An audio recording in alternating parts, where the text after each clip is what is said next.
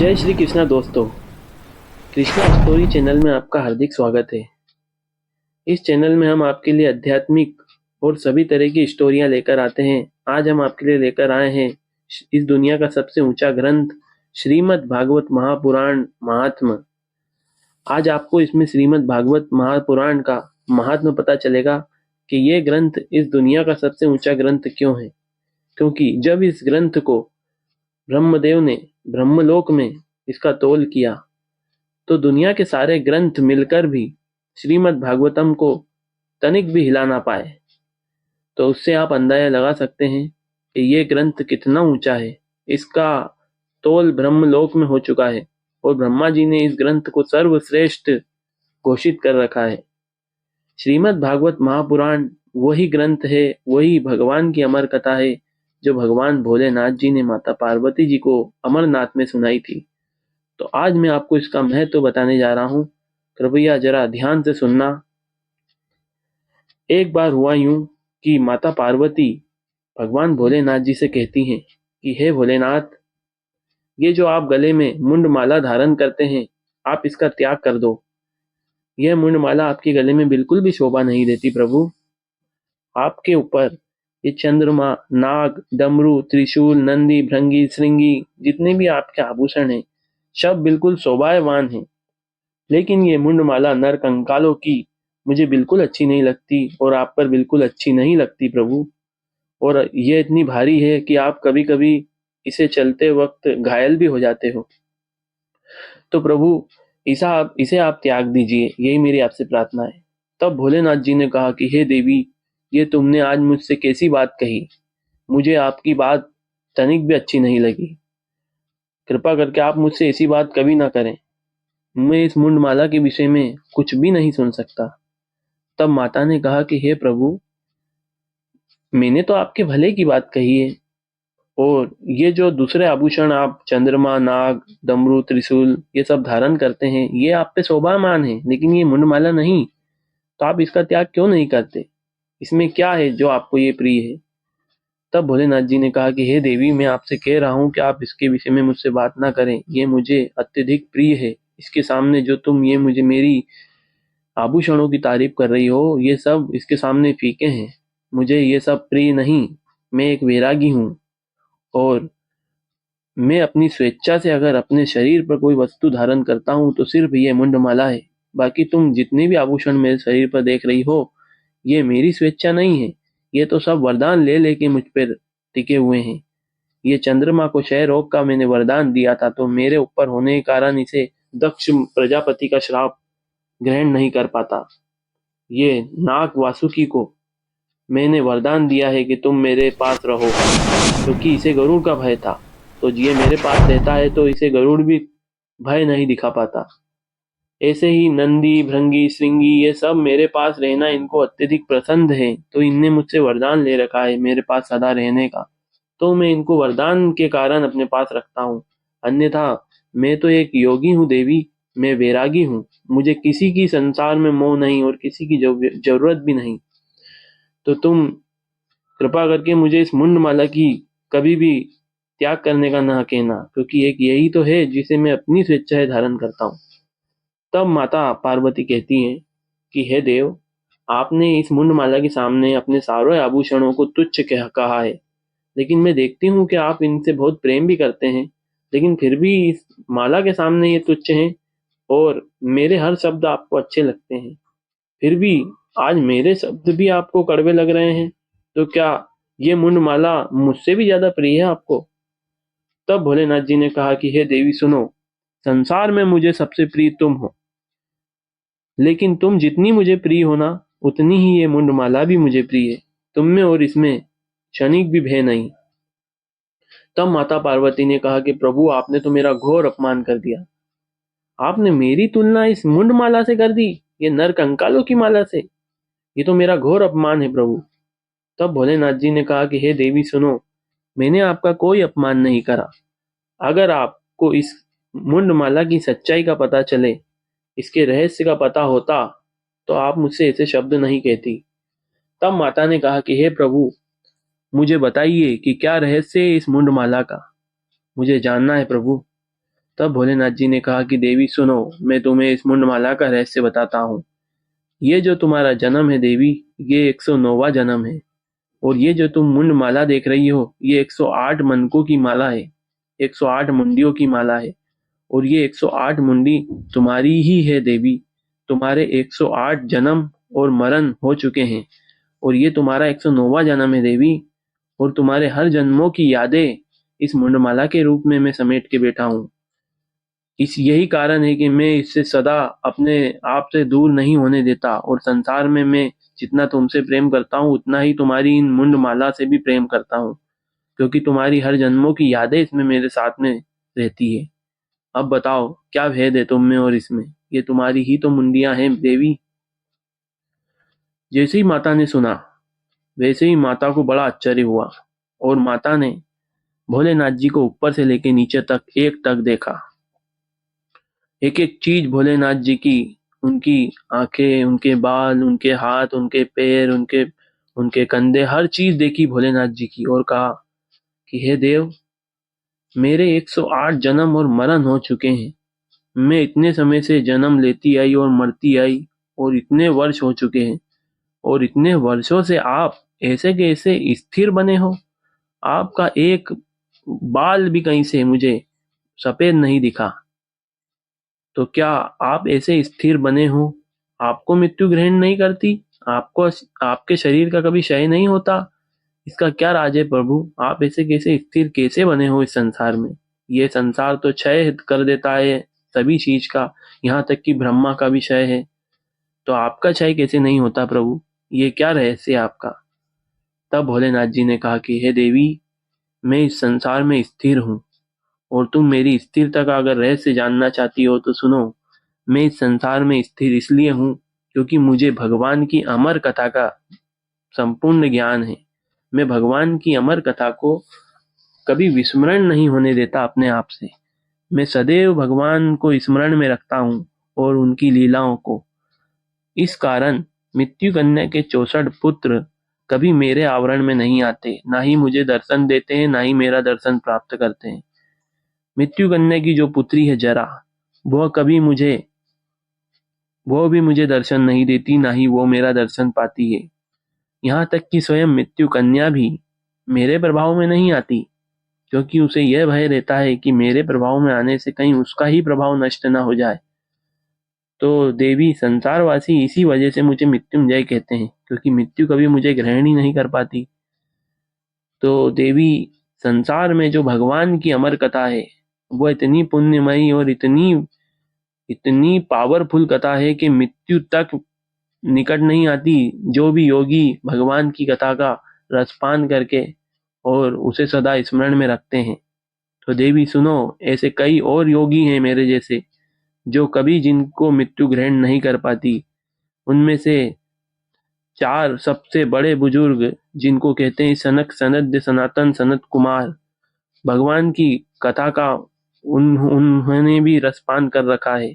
उन्हें भी कभी मृत्यु ग्रहण नहीं करती, और ना ही कभी उनकी आयु बढ़ती है। ऐसे ही नारद जी की भी आयु कभी नहीं बढ़ती। ऐसे ही गोरक्षनाथ जी की आयु कभी नहीं बढ़ती। ऐसे ही मार्कंडेय मुनि की आयु नहीं बढ़ती। और भी ऐसे ऐसे बहुत सारे ऋषि हैं जो जब भी भगवान की कथा को स्मरण में रखते हैं, उनकी आयु नहीं बढ़ती देवी। तब माता पार्वती ने कहा कि प्रभु, आप तो मृत्युंजय हो, तो क्या इस बार मुझे फिर मृत्यु आएगी? मेरा ये जन्म फिर से मरण में बदलेगा?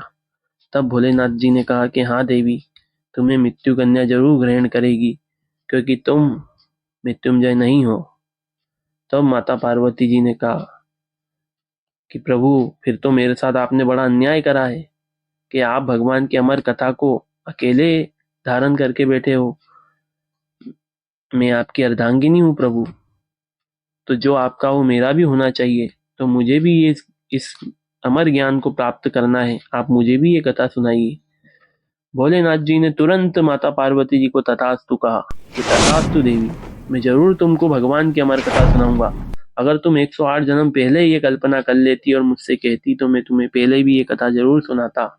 लेकिन कोई बात नहीं देवी, भगवान श्री कृष्ण की कल्पना मात्र से इस पूरे संसार का निर्माण हुआ है, और जब वह चाहते हैं जब ही किसी के मन में कोई कल्पना की उत्पत्ति होती है। तो अभी जो तुम्हारे मन में कल्पना आई है वह भी उनकी ही इच्छा से आई है।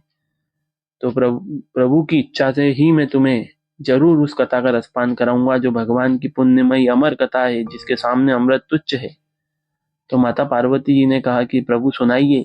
तब भोलेनाथ जी ने कहा कि देवी, मैं तुम्हें अभी वह कथा नहीं सुना सकता, क्योंकि अभी मेरे पास में बहुत सारे आभूषण हैं और मैं इन सबको अमर नहीं कर सकता। ये सब उस कथा के अधिकारी नहीं है, इसके लिए मुझे समय लगेगा। तब कुछ समय बाद भोलेनाथ जी और माता पार्वती जी अमरनाथ जी गए। वहां पर सबसे पहले चंद्रमा का त्याग करा भोलेनाथ जी ने, फिर वासुकी नाग का त्याग करा, फिर त्रिशूल का त्याग करा, फिर नंदी का त्याग करा।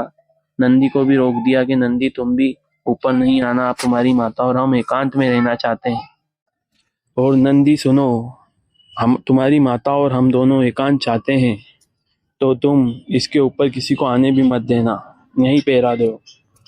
जब भोलेनाथ जी ने अपने सारे आभूषणों का त्याग करके अमरनाथ जी की गुफा में प्रवेश किया, जब माता पार्वती जी से कहा कि देवी आसन ग्रहण करो, अब मैं आपको उस अमर कथा का रसपान कराने जा रहा हूँ जिसके सामने अमृत भी तुच्छ है।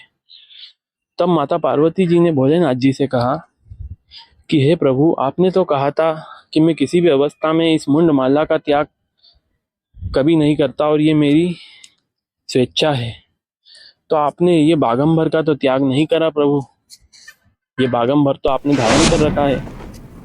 तब भोलेनाथ जी ने कहा कि हे देवी, मैं इन दो वस्तुओं का त्याग कभी भी अपने आप से नहीं करता किसी भी अवस्था में। एक तो मुंड माला है और एक ये बागंबर।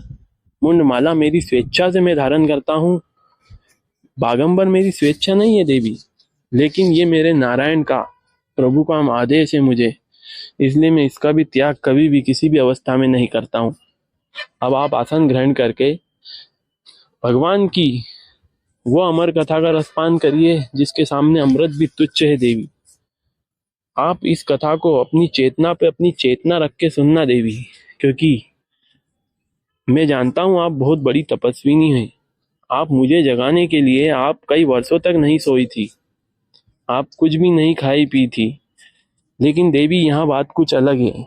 यहाँ पे निंद्रा रानी आपको जरूर घेरेगी, क्योंकि ये भगवान की अमर कथा है देवी।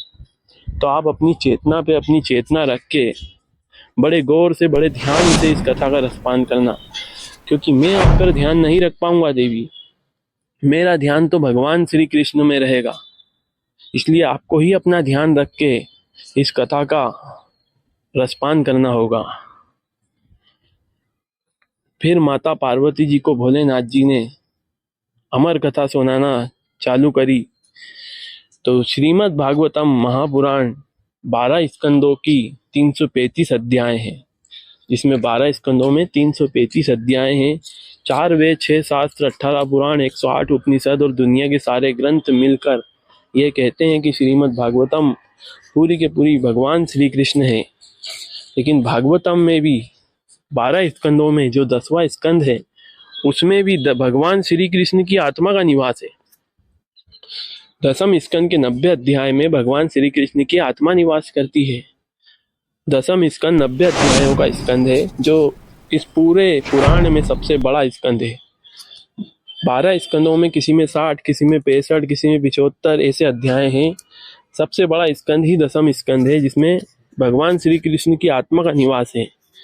जब 10वां स्कंद पूरा हुआ, तब माता पार्वती जी को ऐसी गहरी निद्रा लगी कि उनकी सुध बुध ही खो बैठी। वह भगवान श्री कृष्ण में विलीन हो चुकी थी और भोलेनाथ जी तो पहले से ही विलीन थे। तब भोलेनाथ जी सुनाते गए और वहीं पर एक अंड के अंदर सुखदेव जी महाराज जी विराजमान थे। वह भी भगवान की इच्छा से ही वहां पर थे। तो वो अंड के अंदर एक छोटी सी तिरार फटी हुई थी, जिसके अंदर सुखदेव जी महाराज बैठे हुए थे। सुखदेव जी महाराज को इस संसार में श्रीमद् भागवतम का सबसे ऊंचा वक्ता बताया है और परीक्षित जी को सबसे ऊंचा श्रोता। सुखदेव जी महाराज से अच्छा कोई वक्ता नहीं और परीक्षित जी से अच्छा कोई श्रोता नहीं। तो सुखदेव जी महाराज इसलिए इतने ऊंचे वक्ता बन पाए हैं क्योंकि स्वयं भोलेनाथ जी से उन्होंने कथा सुनी और उसके बाद इस संसार के अंड में, जो अंड के रूप में वो बैठे थे, तोते के अंड के रूप में, उस अंड के अंदर थे वो। अगर उसके बाहर होते तो शायद वह भी इतनी तल्लीनता से, ध्यान से कथा नहीं सुन पाते और शायद इतने ऊंचे वक्ता नहीं हो पाते। लेकिन उन्होंने बड़े ध्यान से उस कथा को इसलिए सुन पाए क्योंकि वो एक अंड के अंदर थे और संसार के बाहर नहीं थे, क्योंकि उनकी संसार में कोई ध्यान, कोई मग्न नहीं थे वो। इसीलिए सुखदेव जी महाराज इतने ऊंचे वक्ता हैं और स्वयं भोलेनाथ जी से उनने कथा सुन रखी है। तब माता पार्वती जी को 10वां स्कंद पूरा होते होते निंद्रा आ गई। उसके बाद में सुखदेव जी महाराज हुकारे भरते गए। फिर माता पार्वती जी के 2 स्कंद रह गए थे, वह भोलेनाथ जी ने कई कई दिनों में उनको पूरे सुनाए एकांत में जाकर। तो ऐसे माता पार्वती जी भी अमर हो गई और सुखदेव जी महाराज तो अमर हैं ही। ये मैंने आपको श्रीमद् भागवतम के महात्म का जो वर्णन करा है। श्रीमद् भागवतम इतना ऊंचा ग्रंथ है कि उसको सुनने से ही अमरता आ जाती है। उसको सुनने से, उसको मनन करने से, उसको चिंतन करने से, श्रीमद् भागवतम को विधि और विधान से अगर सुनाया और सुना जाए तो इसके विषय में ऐसा कहते हैं कि जब जब ये विधि और विधान से सुनी और सुनाई गई है, तब भगवान नारायण के पार्षद वहां पर जितने भी लोग थे उन्हें शरीर लेने अपने लोग आए थे। जितनी भी बार ये सनक सनद सनातन के समय हुई थी, तब भी गोकर्ण जी ने सुनाई थी, तब भी परीक्षित जी को सुनाई थी, सुखदेव जी महाराज ने जब भी, और आज भी अगर कोई इसका तल्लीनता से श्रवण करता है तो वह भी सभी कर्मों और पापों से मुक्त हो जाता है। तो मेरा आपसे यही अनुरोध और प्रार्थना है कि आपको जब भी पता चल जाए कि श्रीमद् भागवतम का पाठ साप्ताहिक होने वाला है, तब आप कथा पंडाल में पहले ही दिन से 15-20 मिनट, आधा घंटा पहले जाकर बैठ जाएं भूखे पेट, और 3 घंटे का उसका जो पाठ है वो बिल्कुल तल्लीनता से श्रवण करें और घर पे आने के बाद उसी का चिंतन, मनन और पठन करें। 7 दिन आप ऐसे निकालें जो भूखे पेट उसको सुने और 7 दिन भगवान के विषय में ही चिंतन करते रहें, तो आपको एक बार में ही इतना फल मिल जाएगा कि आप सीधे भगवान के लोक में ही जाएंगे मृत्यु उपरांत। आज आपने सुना श्रीमद् भागवतम का महात्मा। ऐसे ही धार्मिक रहस्यों को लेकर आपके सामने हम आते रहेंगे। अगर आप चैनल पर नए हैं तो हमारे चैनल को लाइक, कमेंट और सब्सक्राइब जरूर करें। धन्यवाद मित्रों। जय श्री कृष्णा।